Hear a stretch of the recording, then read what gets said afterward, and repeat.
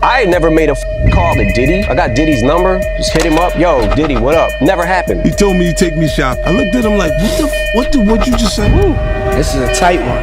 And the winner is Eminem, the Eminem Show. Wait, he didn't just spell the word rapper and leave out a P, did he? Yep. I feel funny. Is this real life? Yes, this is real life. I feel crazy. The world is spinning around me. Don't touch your stitches, Justin Bieber. Don't touch your stitches. What's happening?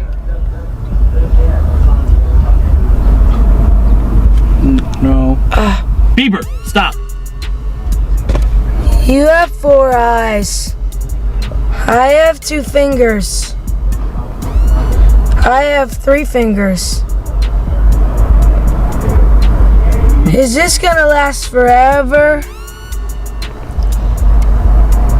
Justin, stop it. You good? I'm good. How are you? All right, young brother, everything's good? Everything's Selling great. out arenas and everything? Starting to act different, huh? No, you ain't been calling me and hanging out the way we used to hang out. Well, I mean, you tried to get in contact with me, through all my, partners and whatnot. But you never really got my number, so. Right. Okay. My number? Yeah. My number. Yeah.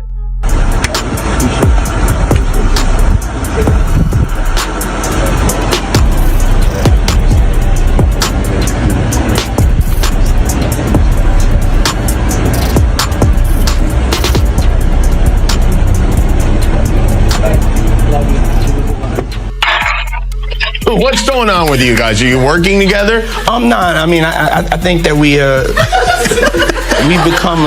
become friends in a strange way, you know. Like Robin Big. Yeah. It's like exactly. I'm big and you're Robin. Yeah.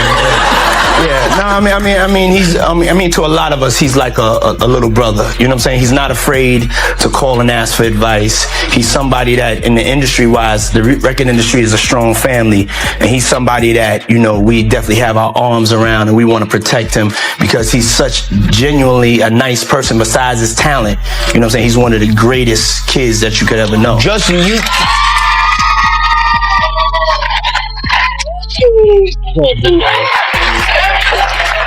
Diddy bought his son a Bentley. Maybe, he could buy you one also while you're out. Got me a Lamborghini.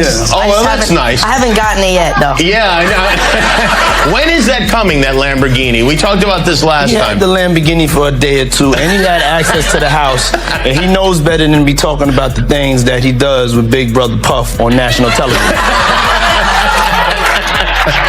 For years, the industry ignored warning signs, awkward moments brushed off, uncomfortable footage turned into jokes, and serious questions overlooked. But now, with 50 Cent's documentary reopening the case, every detail is examined and every forgotten whisper comes to light, centering on Diddy, a powerful figure who shaped careers, and Justin Bieber, a talented young star pulled into that world before he was ready, showing that this isn't about viral clips or online gossip, but about influence, silence, and how the truth can stay buried for years when too many benefit from looking the other way.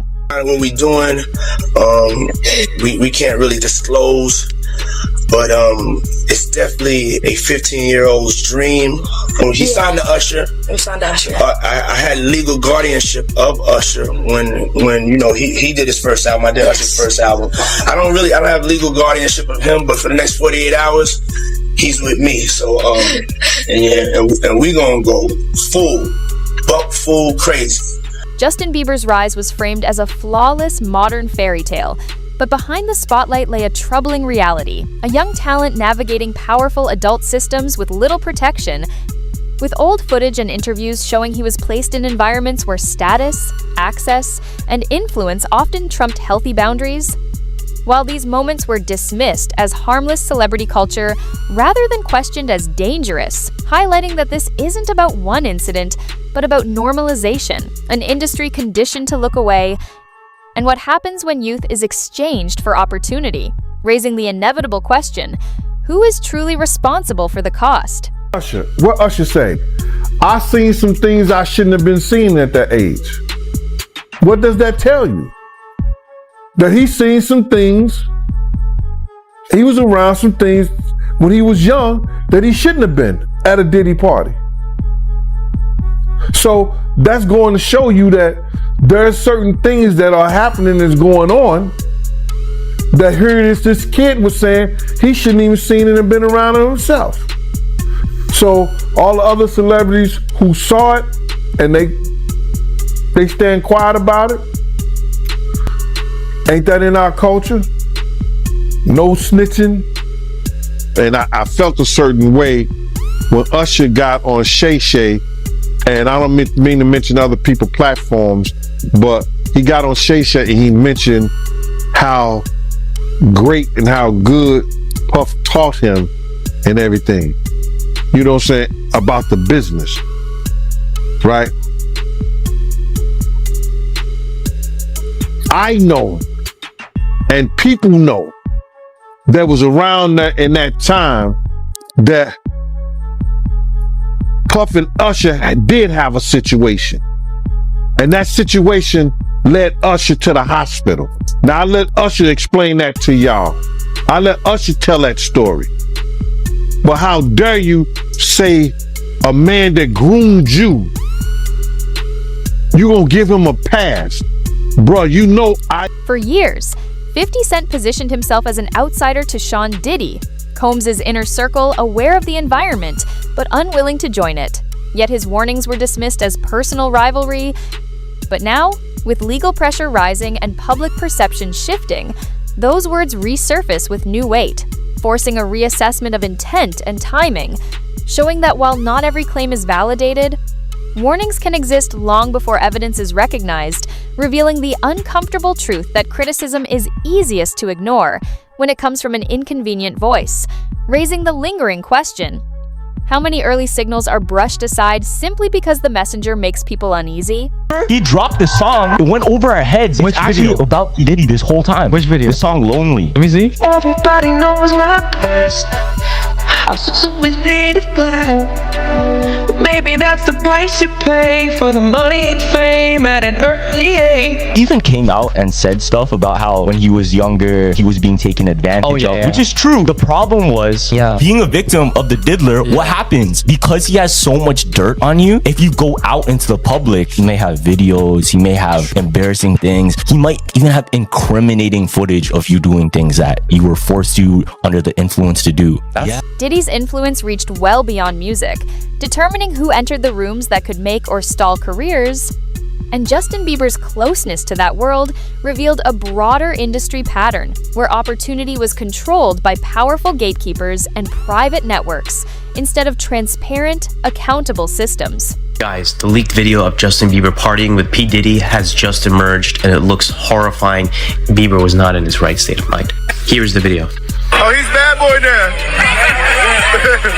Look at that. Whoa, look at that. Here's your icon alert. Look at that. It's called. Does that look normal to you guys? What's going on here? He gets down on his knees, starts drinking. Diddy right there. Look at his eyes. The bigger issue goes beyond what happened behind closed doors and centers on why accountability failed in a system where success depends on proximity to power, where boundaries vanish, caution is seen as weakness, and self-protection becomes an obstacle rather than a safeguard, making the real conflict about control, who can truly say no, and who bears the cost for having the courage to do so. I'm tired of Usher. I wish somebody would come out and just like sue him. Like, we need Usher. No, we do. We need a victim to come out and be honest about him, because what I'm realizing is that he's gonna fake the funk until the victim, man. He's just gonna keep on sucking the devil's. And I don't know, you know, like with a baby, that pacifier, sometimes you gotta pull it out. You know what I'm saying? And take it away, right? When the babies used to sucking on the pacifier, that motherfucker gonna keep sucking on that shit until you do what? Till you take it out the mouth. Now it's gonna scream and holler, but eventually it will get used to the fact that his mouth is no longer full with that object. And that it's time to just, you know, learn how to live without it. He been sucking on Diddy's dick a long time. It's time for him to learn how to make this thing happen without it. the devil's dick in his mouth or ass. Oh, you don't think if he sued, he'll just Lil Woody the situation? And I don't recall. I don't recall. No, because I think if a victim comes out against Usher, it'll show how egregious this shit is. Because if he can be a predator, then anybody can be a predator. Long before Justin Bieber became a global star, Usher spoke about joining Diddy's circle as a teenager and later acknowledged how that environment exposed him to adult pressures too early, and that history matters as it signals precedent, not speculation, showing that when similar patterns appear across generations, coincidence fades and a deeper structural issue emerges. Power and trust passed on without real reform, leaving the lingering question, why did the system stay unchanged when the next young talent entered the same path? And that boy that got rushed to the hospital. They're not seeing what the intentions was in his heart when he took Justin Bieber there. No. Let's be honest. He took Justin Bieber there. Diddy had been trying to get to Bieber for a minute. And his management was backing him off. But it wasn't until Usher took over management and had guardianship and gave temporary guardianship to the diddler for 48 hours. Think about that. He had already been to the hospital. That situation that Gene was talking about. And you still took Bieber there. But you got custody of him first. Diddy had already tried. They wouldn't let him. Actually, someone made reference to the fact that Diddy trying to get at Bieber the way he was trying to get at Bieber was looking a little predatory. And then Usher came in and discovered it and managed him and got custody of him and promised to look after him. And then he sent him to the diddler. Does that sound like a good guy? It's horrible. Does that sound like a good guy? Now that we know what Diddy's really like. What kind of fucking asshole do you gotta be to take another boy, another talented boy, and put him in your place so it ain't gotta be you? As scrutiny on Diddy grew, many former allies fell silent while 50 Cent raised his voice, revealing an unspoken industry code where speaking up risks relationships and staying quiet protects them. And over time, loyalty and self-preservation blur, showing that this isn't driven by fear as much as calculation, an environment where honesty competes with career survival, leaving one hard question: can true accountability ever exist? Usher look like he fresh off a goddamn plane. Usher fresh off the garden stage. That's my brother right here from day one. We used to wake up and, pause, but like just back in the days when he was like 10 and I was a little bit older, his older brother, we used to fight over the frosted flakes. You know what I'm saying? Before pause was invented. You know what I'm saying? But it's my brother for real. We used to actually wrestle off of the frosted flakes because he used to always get up early. Now he's one of the richest stars in the world. And what did Puff just say? Nobody's gonna acknowledge this with me. Puff just said we used to wrestle over the frosted flakes, and we're streaming live. That was stupid. Listen, that was stupid. Listen, having a good time, yo. Usher is a procurer. And if Usher knew what was gonna happen to any of those young children that he took to the Flavor Freak off, is he a good guy? Especially considering what happened to him.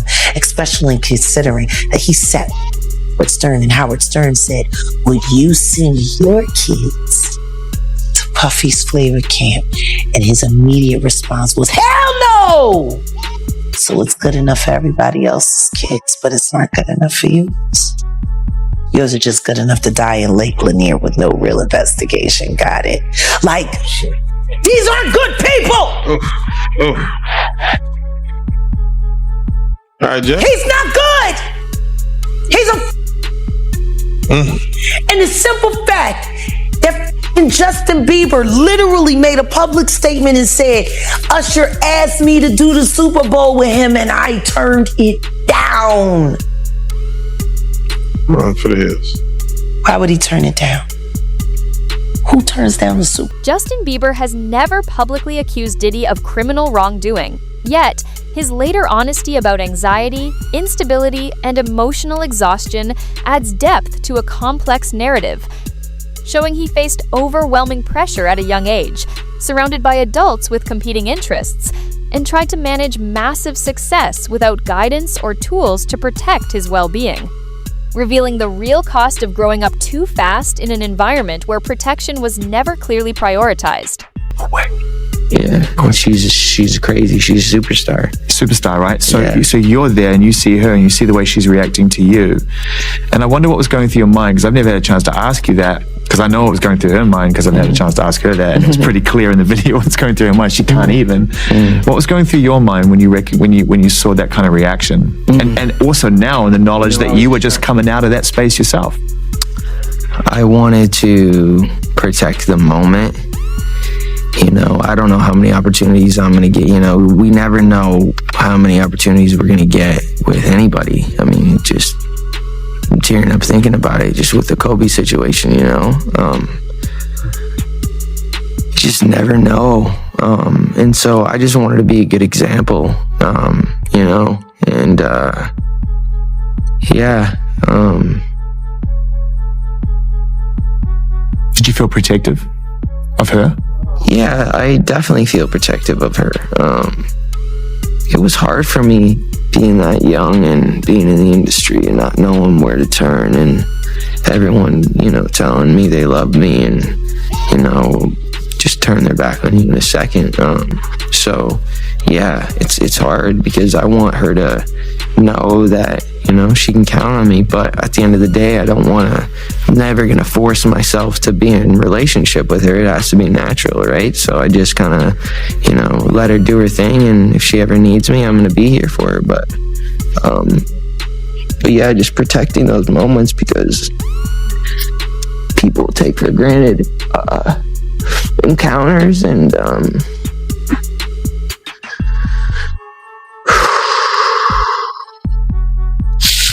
yeah, so yeah, I just want to protect her, you know. I don't want her to lose it. I don't want her to, you know, go through anything I went through. I don't wish that upon anybody. So yeah, if she ever needs me, I'm just a call away. This isn't about legal judgment. It's about recognizing human impact, showing that harm doesn't always come with loud accusations or clear labels, sometimes appearing years later as emotional burden, broken stability, or unspoken pain. And when pressure and exposure are built into a system, damage can quietly accumulate without a single dramatic moment, raising the uncomfortable question, if the root is structural rather than isolated, why must we wait for one accusation before admitting something clearly went wrong? Justin Bieber, and he was talking about Billie Eilish. And he was like, he was broke, almost in tears. He's like, I just want to protect her. I just want to keep her safe. Yeah. What do you think he went through? Because he knows what's been happening to Billy.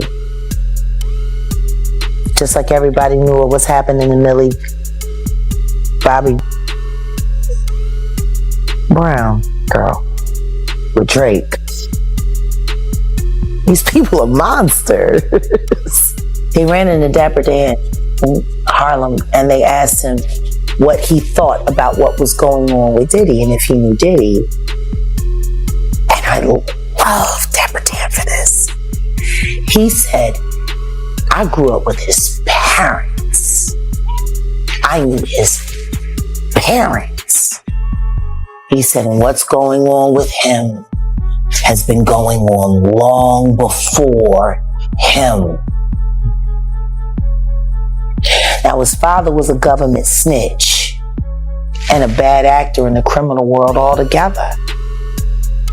The woman that they're saying is his mother was a prostitute, no whore. But there's whispers in the streets of Harlem that Diddy's mother isn't alive. Not his biological mother, that woman is his aunt. Whoa. There are whispers. Wait a minute. There are whispers. Diddy's story is so convoluted, but nobody really likes talking about who he was before he became Puffy. Nobody, like, I would love if I could be granted an interview with him. To interview Diddy now in his most raw state about his life up until the age of 15 only. We got to learn how to stop making Diddies. What made him him? Now, his pedigree comes from rat background. His father was a rat, snitch, not revered. He turned on Frank Lucas, who was the king of Harlem. And yet, Diddy was able to, siphon off enough of that juice, just enough to get people, but he needed Gene. Think about this. Gene was more of a father figure to Diddy than he was a bodyguard. And Gene was more than a bodyguard, he was an investigator. So when they went separate ways, clearly. When Diddy's story reached the federal courtroom, the focus shifted from speculation to documented scrutiny based on evidence, procedure, and outcomes, with charges, rulings, and appeals setting limits on what could be claimed while also highlighting what institutions must address, showing that courts judge actions, not cultures, and leaving deeper questions unanswered, making it clear that what is legal isn't always right, and formal closure doesn't erase systemic harm. So when a case ends on paper, the real question is whether accountability stops there, or if that's where the conversation truly begins. Looking at any black guys that are A-listers that's bigger than Diddy, there's only one that I could come up with. And there's a few I could come up with. Will Smith, he's bigger than Diddy. I would think Nick Cannon is bigger than Diddy. Who else on the black that are black actors or black in the business that's an A-lister that's bigger than Diddy that's black? That's hard to think. But then if you got the A-listers, you got to realize he ran with that black that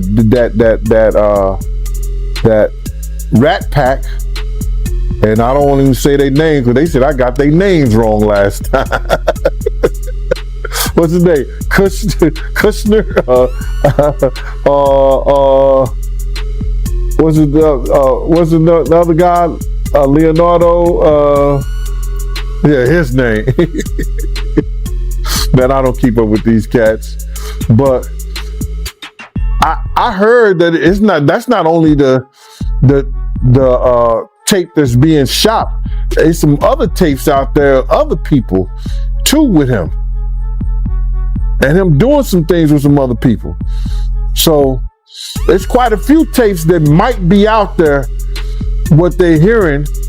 And I don't want to see the tapes, but I want to know if they're really true. Because if they got some tapes out there and it's with some underage, whether it's celebrities or not, it's gonna be crazy, bro. It's gonna be. The intersection of 50 Cent, Diddy, and Justin Bieber exposes a deeper truth about celebrity-driven systems, where power rises, vulnerability sinks, and accountability comes last, if at all. With youth marketed as authenticity, access framed as mentorship, and silence rewarded as professionalism, creating a culture where imbalance feels normal, not alarming, showing that this story isn't about certainty or single targets, but repeated conditions that keep producing the same fallout, raising the unavoidable question: when does the system stop being background noise and start being the real issue?